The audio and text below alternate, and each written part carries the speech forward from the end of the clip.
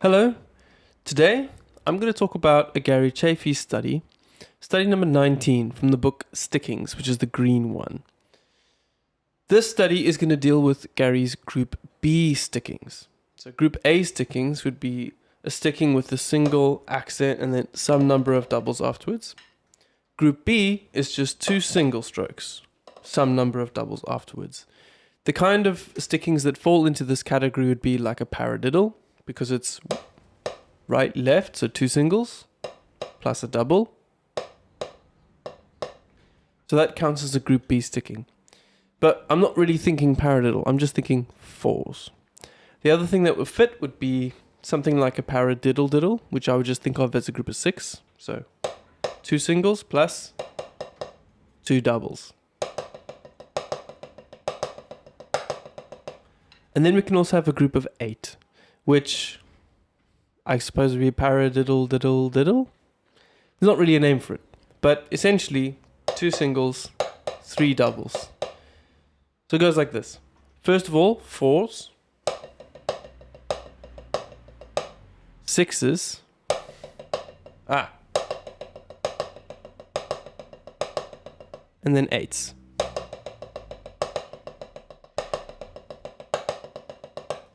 And as you will have heard, sometimes I play a single accent, sometimes I play a double accent.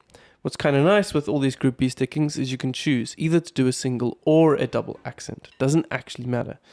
But both are available and easily playable. So you can play fours like this, or like this. Then sixes, or, and then eights. What?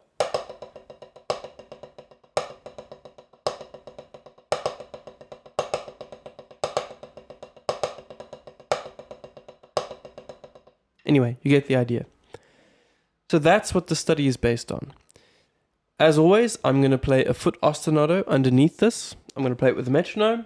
I'm going to try it at 100 BPM, and then I'm going to see if I can speed it up. And then I'm going to show you something I like to do with the study, which is maybe a little bit different and allows you to be a little bit more creative with the material, to maybe come up with a little bit of vocabulary that could be your own. So I like to use Gary's material as a springboard off which to develop my own ideas. And I think you should do too. Anyway, before we do anything, let's just play 100 BPM on the practice pad.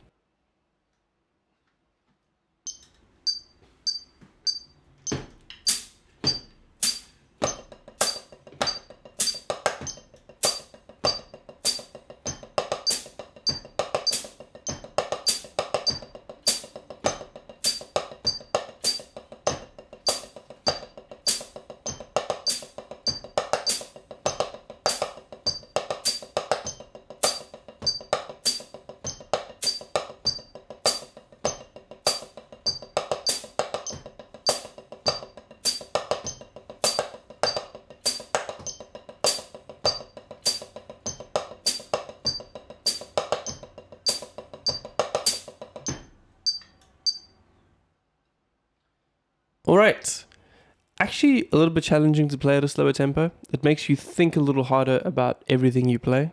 So I encourage you to do it at a slow tempo, and now I'm going to try at a faster tempo. I think the faster tempo might be a little bit more challenging for just making sure you keep up with the reading aspect of this. I mean, I think you should try and sight read this as much as you can. Don't memorize it. Just because then you're working on your reading at the same time as you're doing all these other things. But yeah, I think the slower tempo is good for like making sure you know how exactly everything lines up and focusing on everything you play. Anyway, enough talking. Let's do 120.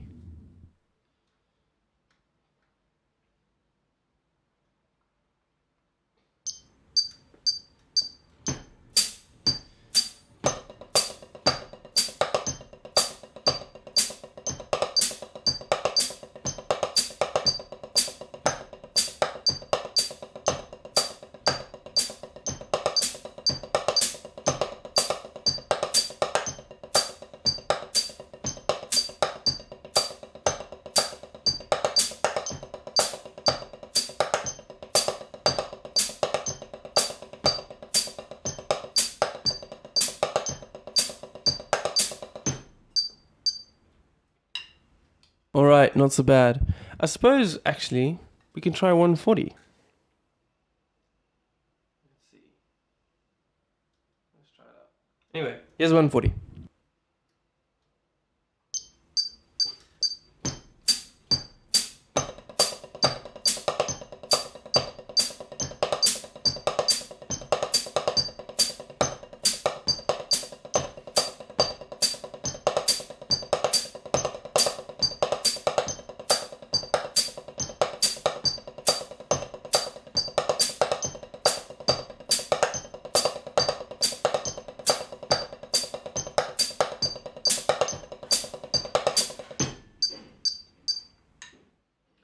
I'm sure you can see as the speed increases how some of these ideas that come out are actually kind of nice.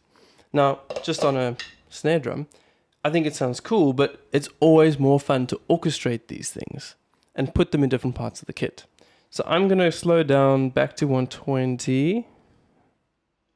And I want to show you sort of an application that I came up with. So what I think you should try and do is incorporate some other part of the kit. So I've got an extra practice pad set up, which is going to pretend to be a floor tom. And I'm going to put every right hand accent there and every left hand accent there, just to go through the study. And then I'm going to put a kick drum with each accent as well. So something like this. If you look at just the very first bar, which is this, we can do it like this. Now that double kick is pretty tricky to get accurate, but that's the goal.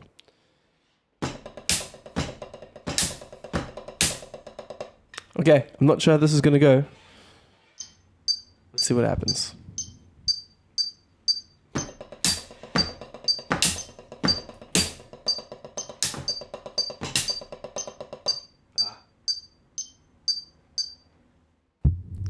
Okay, trying again.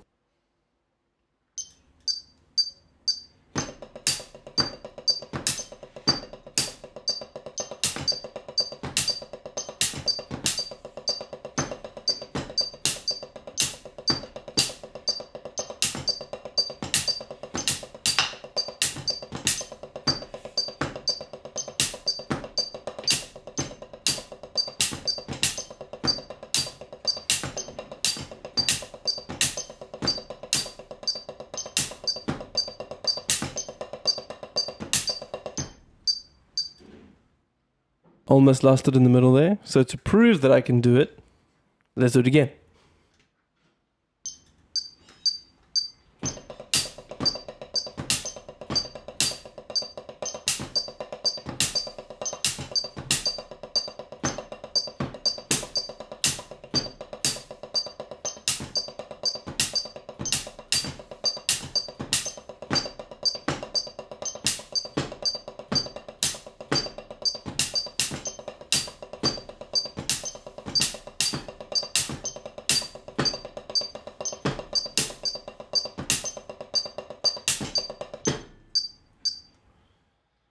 So that's a really great agility workout for your brain, especially when it comes to sight reading, because now you're not just reading what's on the page, but you're actually applying an interpretation to it as well. And that can be quite challenging. The next thing, try to improvise. Let's steal a couple bars and see if we can make them into a fill. I'll try and do this at 140 just to get something that sounds a little bit more impressive. But of course, you can always start slow and work it up. What bar do I like? 1, 2, 3, 4, 5, 6, 7. 7, bar 7. So line 4 is quite a nice bar to play, actually. I'm going to change the rules. So we did this thing of phrasing on different sound sources. So I'm going to keep it. But every time there's a right hand accent, it's going to go to this floor tom. The left hand accent is going to stay on the snare but accent it. This is just so I can keep a foot ostinato going. Plus, I think you would use it this way too on the kit. You know what I mean? It's unlikely you're going to move your left hand anyway, especially with these quick doubles. I suppose you can, but I think it's just a nice way to get surprise floor tom notes out. That's at least the way I'm thinking about it. The accents on the snare are kind of like a given, but these ones that pop out over here should be surprising. So let's see what happens. Let's try something out.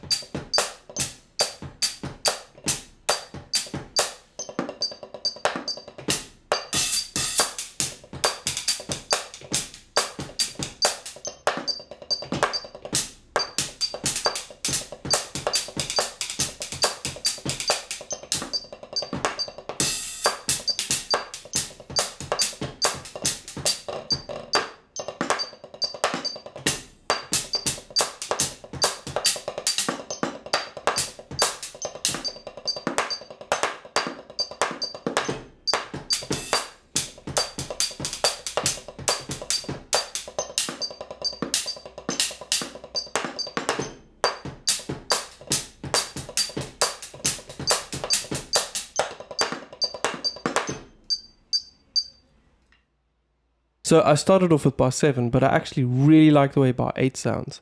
And it's cool. You can just mess around with these things. And I think like the effect of bar 8 coming up with surprise floor toms and surprise snare drum accents, I think it really comes across as like a surprise and like a novel sort of like piece of lick, I suppose, that comes out of that.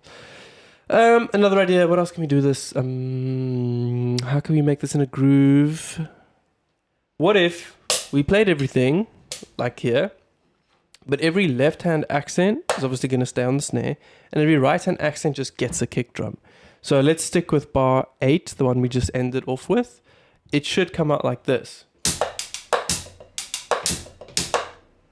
So as like a groove, that's how it should come out. Because the right-hand accents are going to get a kick drum, and they're going to be accented on the hi-hat, and the left-hand accents are just going to get a snare. I'm going to do this one without metronome, because I'm not quite sure if I think I need to practice this one just to get it in my ears.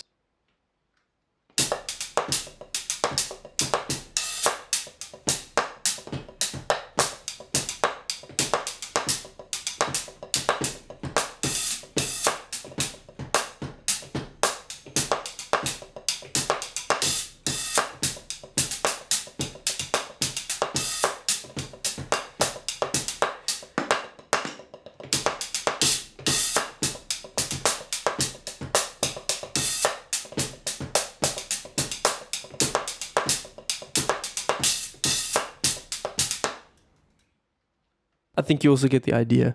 The point isn't to steal my ideas either, it's to come up with your own. And I think what's great about Gary's systems and studies and techniques is that they're not too specific. He's not trying to shove you in a mold and say, do this, this, and this, and then you'll play, just like me. I think his material is sort of simple and more open-ended on purpose. And I really appreciate it because you end up finding things that surprise yourself. And you go, oh, that's a cool thing that I probably never would have found if I hadn't sort of engaged with the material to begin with. But they can really come out nicely. I mean, I really love the way this bar 8 ends. And I think to use that to end off a fill is kind of cool, actually.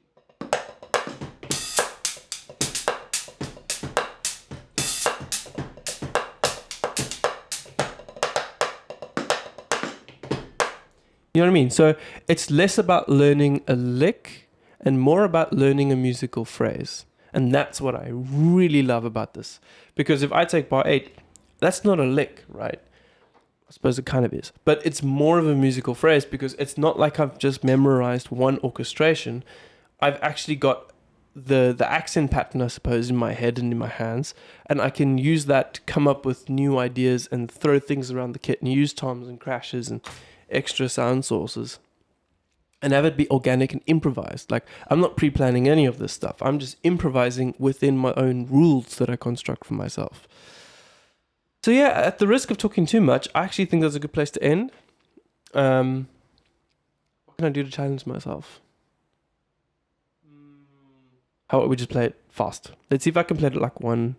Is 162 fast? Let's see what happens.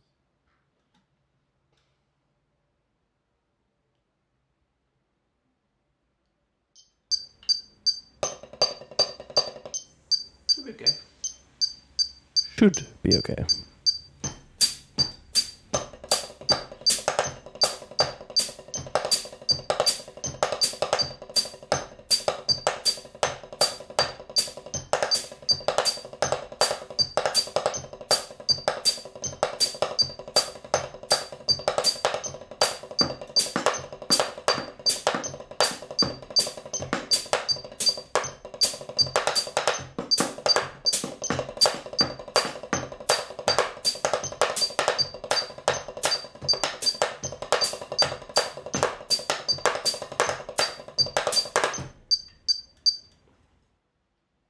Yeah, okay, so I lost my train of thought at the end. But you can see how once you start getting used to what's written on the page, start improvising, take it somewhere, do something that's your own with it, and it really can start to sound super, super cool.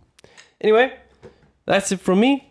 Hope you have a lucky day and that was useful to you. Anyway, cheers. You can like the video, subscribe, do whatever you want. I don't really mind. But comment below if you enjoyed it and if you've got any of your own ideas that you'd like to share or, maybe even see me try out. I'll try anything. Give me an idea and I'll see if I can do it. And even if I suck, at least you get to watch me suck. Bye!